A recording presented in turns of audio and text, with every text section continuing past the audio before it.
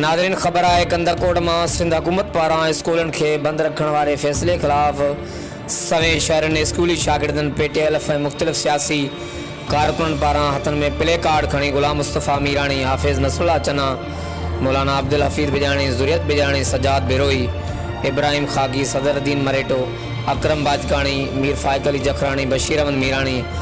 अब्दुल कादिर आरबानी ऐं ॿियनि जी अॻुवाणी में प्रेस क्लब वारो एहतिजाजी मुज़ाहिरो कयो वियो,